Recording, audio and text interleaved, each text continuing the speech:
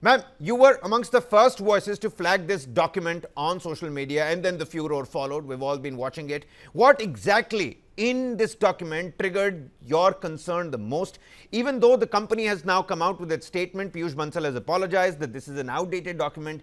You've argued that this issue is a little bit more deeper. Is your concern about this one policy alone? Is it about the Hindu majority and this company in a Hindu nation, or a larger pattern that you believe exists in corporate India? Many thanks for taking out the time to speak to us. First of all, thank you very much for inviting me to present my views on this. When I actually read this document, I couldn't believe my eyes. I double checked it. I checked it from the source. I consulted 2 or 3 AI platforms to see if it's been doctored or whatever, or is it genuine. And then I got the link where the document was actually genuine. And I was shocked because it basically deifies discrimination against one particular religion and one particular religion only. The document very clearly says that hijab is okay, that a Sikh turban is okay, but Hindus are not allowed to wear a bindi, a tilak, sindoor should be unobtrusive, and they should not wear a kalava. This is not about uniform grooming policy at all. You talked about uniform grooming policy, right? If it's a uniform grooming policy, then religious symbols of all religions should have been avoided. That I can understand. But you cannot say that hijab is okay. You cannot say that a Sikh turban is okay. But you cannot penalize Hindus for wearing bindi, sindoor, and kalava, which are not just cultural symbols, they are religious symbols as important to Hindus as probably hijab is to a Muslim.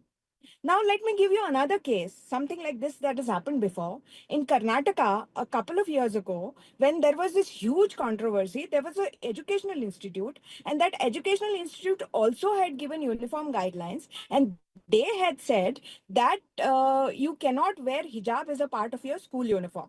That time, it had become a huge controversy. There were mainstream media debates. Everybody was talking about how hijab is somebody's cultural right and how they should be allowed to wear it, how there should not be any cultural discrimination.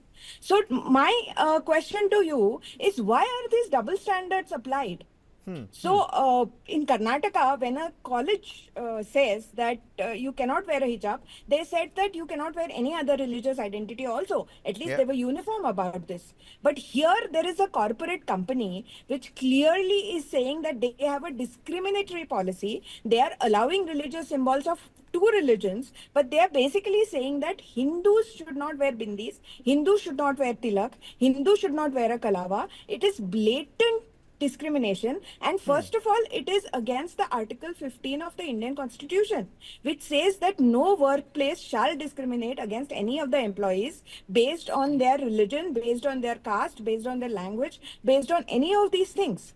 So how can Lenskart do this? And they can say that this is their cultural Well, Piyush policy, is Bansal has something come that out. I He's don't clarified on understand. that point, Mr. Vedder. He says the First of company all, has now clarified and there are no restrictions on respectful religious no. expression. And, No, you know, no, no, you no. pointed out the Karnataka incidents. Of course, there were a Yes. lot of protests that we saw in Karnataka Yeah. over the entire Yeah. hijab ban Yeah. at that Yeah. particular educational institute. I'm just trying That's to correct. understand, you know, these kind of furors, there's a massive risk of such issues quickly becoming polarized. Before you answer this, ma'am, let me quickly introduce our other panelists as well. Dr. Kiranpreet Kaur, human resources expert and advisor, the human capital, is also with us. Dr. Nishan Nujumuddin, women's rights and public policy analyst, also with us on the broadcast. Back to you, Mr. Vedder. Please continue. So that quote unquote apology was hardly an apology. First of all, Mr. Bansal said this is an inaccurate document. So I said, please prove the inaccuracy. He then said, change the tactic and said, no, this is an old document and it doesn't reflect our policy now. So where is the current document? Why has he not shared it, first of all? So there is no policy document that Fair enough. claims to be currently in use at Lenskart. It's not available anywhere. Now, this was in February 2026, okay? This was not a 15-year-old document. This was not a 20-year-old document. This is a document in February 2026. We are in April 2026.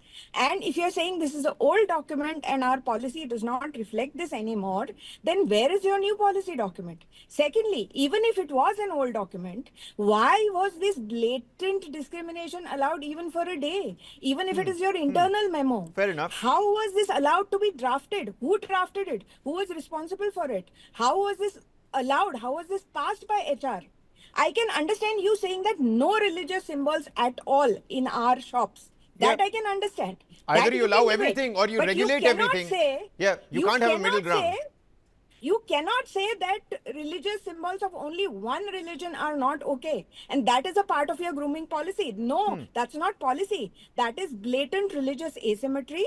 That is blatant religious discrimination against Hindus and their right to showcase their own cultural symbols. And this is the reason why I had started the campaign No Bindi, No Business. This was for a different purpose.